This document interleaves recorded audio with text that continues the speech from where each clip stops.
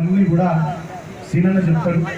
ఈ ప్రభుత్వం చేస్తున్నటువంటి దుర్మార్గాలు అక్రమాలు అవన్నీ కూడా ప్రవీణన్న మాట్లాడతాడు. నేను 2-3 విషయాలే ముఖ్యంగా మనం ఆనాడు శాసనసభ్యుడిగా ఈ ప్రాంతంలో ఉన్ననాడు చాలా రకాల నిధులు తీసుకొచ్చి ఈ ప్రాంతాన్ని బాగా అభివృద్ధి చేసినాం. సంక్షేమం కేసీఆర్ గారి నాయకత్వంలో బ్రహ్మాండంగా తీసుకున్నాం.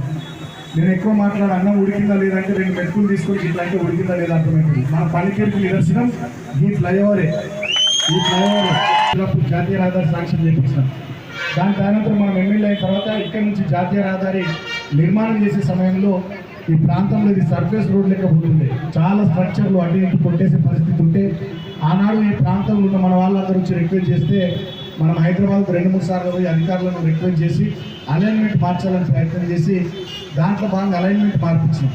అప్పుడు ఫ్లైఓవర్ వేయాలని వాళ్ళు అనుకున్నప్పుడు ఆ ఫ్లైఓవర్ కూడా క్లోజ్డ్ ఫ్లైఓవర్ ఉంది. దాన్ని కూడా మనం 6 నెలలు పని ఆపి మళ్ళీ వాళ్ళతో చర్చించి పిల్లర్లతో మాకు ఫ్లైఓవర్ వేయాలి, లేకపోతే మొత్తం మూసేసినట్టు అవుతుంది, క్లోజ్ అయిపోతుంది, దుర్మార్గం ఉంటుంది, మా మనవరి పట్టణం ఇక చూపుకే మంచిగా ఉండదు, అందంగా ఉండదు అని చెప్పి వాళ్ళతో రెగ్యులేట్ చేసి కొట్లాడి ఒక దశలో 6 నెలలు ఈ పని ఆపించిన నేను ఎమ్మెల్యేగా అన్నాడు. 6 నెలలు ఇక్కడ పని ఆపిస్తే వాళ్ళు దిగివచ్చి జాతీయ రహదారి అథారిటీ సంస్థ వాళ్ళు దిగివచ్చి 42 కోట్లు వాళ్ళకి అడిషనల్ భారం అయినా కూడా మీరు పని చేయనిస్తలేరు కాబట్టి ఇక తప్పుతలేదు, మాకు ఫ్లైఓవర్ వేస్తాం సార్ అని చెప్పారని చెప్తే 42 కోట్లు వాళ్ళకి అడిషనల్ భారం అయింది. దాంతో ఈ ఫ్లైఓవర్ వచ్చింది. 42 కోట్లు వాళ్ళకి అడిషనల్ భారం అయినా కూడా ఫ్లైఓవర్ వచ్చింది. ఈ ఫ్లైఓవర్ డిజైన్ నాకు చూపించిన తర్వాతనే పిల్లర్లతో ఫ్లైఓవర్ కడతామని వాళ్ళు చెప్పిన తర్వాతనే ఇక్కడ పనులు మనం స్టార్ట్ చేయించినాం. ఆ రోజు ఇక్కడ పని స్టార్ట్ చేసేటప్పుడు వాళ్ళకి కొంచెం భయం ఉండే, మళ్ళీ ఎవరైనా ఇక్కడ ప్రాంతంలో అడుగుతారేమో, మళ్ళీ నన్నే పిలిచి అంబేద్కర్ చేయకూడదు నాతోనే కొబ్బరికాయ కొట్టించుకొని ఈ ఫ్లైఓవర్ నిర్మాణం పనులు స్టార్ట్ చేసి దాంట్లో బాగా ఆ రోజు 294 స్ట్రక్చర్లు అటు ఇటు పోయేది అన్నీ కూడా మనం కాపాడినాం. ఇవాళ మీరు చూస్తే మంచిర్యాల నుండి చంద్రపూర్ వరకు ఎక్కడ కూడా పిల్లర్లతోనే ఫ్లైఓవర్ ఉండదు, కేవలం మందమరిలో. అది మన పోరాటం వల్ల, మీ అందరి మీద నాకున్న ప్రేమ వల్ల ఆ రోజు ఖచ్చితంగా ఈ ప్రాంతాన్ని కాపాడాలనే ఆలోచనతో ఇచ్చేసినాం.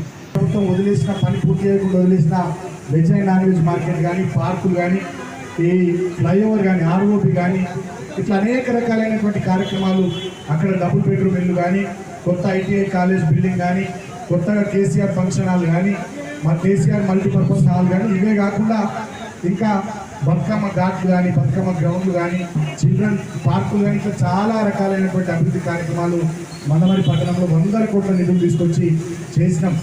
ఇంకా కొంత చేయాల్సింది ఉండే. సరే, కొత్త ప్రభుత్వం వచ్చింది. మందమరి పట్టణంలో కానీ, చెన్నూరు పట్టణంలో కానీ, రామకృష్ణాపూర్ పట్టణంలో కానీ, మన మందమరి, జైపూర్, భీమారం, చెన్నూరు, కోటపల్లి మండలాల్లో చాలా అభివృద్ధి కార్యక్రమాలు వాళ్ళు కొనసాగిస్తారని మనం అనుకున్నాం, ఆశపడ్డాం. ఎందుకంటే గవర్నమెంట్ అనేది కంటిన్యూస్ ప్రాసెస్. ఒకసారి మనం ఉంటాం, ఒకసారి ఇంకోళ్ళు ఉంటారు, ఇంకోసారి ఇంకోళ్ళు ఉంటారు. కానీ ప్రభుత్వం అనేది నిరంతరాయంగా గడిచేటటువంటి ఒక వ్యవస్థ, నడిపేటటువంటి ఒక వ్యవస్థ. కానీ ఇవాళ ఉన్నటువంటి ఈ ప్రభుత్వం దుర్మార్గంగా, చాలా అన్యాయంగా మనం గతంలో పెట్టినటువంటి నిధులన్నీ, అవి డిఎంఎఫ్టీ నిధులు కానీ, సిఎస్ఆర్ నిధులు కానీ, టీయూఎఫ్ఐడిసి నిధులు కానీ, వాటన్నిటిని రద్దు చేసింది. కేసీఆర్ గారు గతంలో ఆసిఫాబాద్ కలెక్టరేట్ ప్రారంభోత్సవం నాడు ఇచ్చినటువంటి స్పెషల్ డెవలప్మెంట్ ఫండ్ కూడా మన నియోజకవర్గాలకు సంబంధించి వాటిని కూడా క్యాన్సిల్ చేసి, కొన్నేమో మాడిఫై చేసి కాంగ్రెస్ పార్టీ కార్యకర్తలకు 5 లక్షల పేరు మీద నామినేషన్ కింద పనులు ఇప్పించుకొని వల్ల చెన్నూరు నియోజకవర్గ అభివృద్ధిని అటకెక్కించి, మనం ఉన్నప్పుడు ఆనాడు చాలా అభివృద్ధి పనులు చేసినాం. అదేవిధంగా చెన్నూరును రెవెన్యూ డివిజన్ చేసినాం, బస్ డిపో తెచ్చినాం, 100 పడకల ఆసుపత్రి తెచ్చినాం, అస్నాలు పారిపోయి 2 మండలాలు చేసినాం. అవన్నీ వల్ల పక్కకెళ్ళిపోయినటువంటి పరిస్థితి కనబడతా ఉంది. పట్టించుకుంటలేదు. 20 నెలల పాలన తర్వాత కూడా ఇదే పట్టించుకుంటలేదు. అదే కాకుండా ఇక్కడనే మందమరి పట్టణంలో ఆ రోజు కేటీఆర్ గారి కార్యక్రమం సందర్భంగా ఇదే మందమరి మండలంలో ఇది మంచి పారిశ్రామిక నగరంగా ఎదగాలి, దీనికి పూర్వ వైభవం రావాలి. ఒకప్పుడు మందమరి, రామకృష్ణాపూర్, సింగరేణి ఏరియాలోనే గొప్పగా వెలిగిన పట్టణాలు. ఆ వైభవం రావాలనే ఆలోచనతో 500 కోట్లతోని పామాయిల్ పరిశ్రమ ఇక్కడ తీసుకొచ్చి కేటీఆర్ అన్నతో ఎన్నికల ముందు కొబ్బరికాయ కొట్టించాం. నాకు నిన్న మొన్న మందమరి మండల నాయకులు, పట్టణ నాయకులు చెప్తున్నారు, అన్న మన ప్రభుత్వం పోయి ప్రభుత్వం వచ్చినాక మీరు ఎమ్మెల్యేగా మారిపోయిన తర్వాత మందమరి పట్టణంలో పట్టణానికి కూతవేటు దూరంలో శంకర్పల్లి దగ్గర రావాల్సినటువంటి పామాయిల్ ఫ్యాక్టరీ బెల్లంపల్లి నియోజకవర్గానికి తరలి వెళ్ళిపోయిందన్న అని చెప్పి చాలా బాధ అనిపించింది. వాళ్ళ గురువు పోలవరం నుంచి గోదావరి నీళ్లను 400 టీఎంసీలు బంకచెర్ల దిక్కు తీసుకొని పోయి ఆంధ్ర, రాయలసీమను సస్యశ్యామలం చేయాలని ఆయన చూస్తున్నాడు. ఇవాళ మన ఏరియాలో వానలు లేవు. కరీంనగర్ కానీ, వరంగల్ కానీ, నిజామాబాద్ కానీ, మెదక్ కానీ, ఇవాళ మన ఉమ్మడి ఆదిలాబాద్ జిల్లా కానీ వానలు చక్కగా లేవు. చెర్లు నిండిపోయి ఉన్నాయి. ఇవాళ రైతులు మొన్నటిదాకా తుకాలు పోసుకున్నారు, ఇప్పుడు నాట్లు వేసుకున్నారు, నీళ్లు లేవు.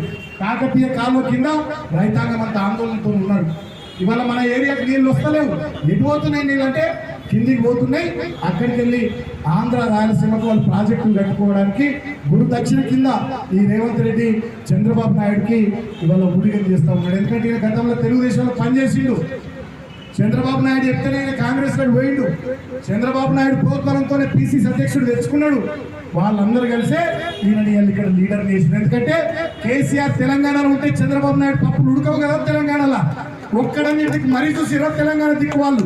ఇవాళ ఏం జరుగుతూ ఉంది తెలంగాణలో? రేవంత్ రెడ్డి ముఖ్యమంత్రి అయినాక మహారాష్ట్ర మంత్రి చంద్రకాంత్ బాబు కూడా ఏమంటాడు, మేము 16 ఊర్లు తెలంగాణ మహారాష్ట్రలో కలుపుకుంటామంటారు. ఆంధ్ర మంత్రి లోకేష్ కానీ, నిమ్మల రామనాయుడు కానీ, ముఖ్యమంత్రి చంద్రబాబు నాయుడు కానీ వాళ్ళు ఏమంటారు, గోదావరి నీళ్లను, కృష్ణా నీళ్లను మేము మా ఆంధ్రకు రాయలసీమకు తీసుకొని పోతామంటారు. అంటే పైన మహారాష్ట్రుడేమో ఊళ్ళని తీసుకుపోతామంటాడు, కిందున్న ఆంధ్రప్రదేశ్ వాడేమో నీళ్ళని తీసుకుపోతామంటాడు. మధ్యలో తెలంగాణ ఎండిపోతున్నది, ఆగమైపోతున్నది. ఇవాళ తెలంగాణలో ఎటు పోయినా ఆర్తనాదాలు వినిపిస్తూ ఉన్నాయి. కాబట్టి మనం ఇవాళ బీఆర్ఎస్ పార్టీగా, బీఆర్ఎస్ పార్టీ సైనికులుగా, తెలంగాణ కోసం పుట్టిన పార్టీగా, తెలంగాణను తెచ్చిన పార్టీగా, తెచ్చిన తెలంగాణను గొప్ప అభివృద్ధి చేసిన పార్టీగా మళ్ళీ ప్రభుత్వం మెడలు వంచడానికి రాబోయే 3 ఏళ్ళైనా వాళ్ళు చెప్పిన హామీలు, ఇచ్చిన మాటను నిలబెట్టుకునేటట్టుగా ఈ ప్రభుత్వం మీద పోరాటానికి సిద్ధం.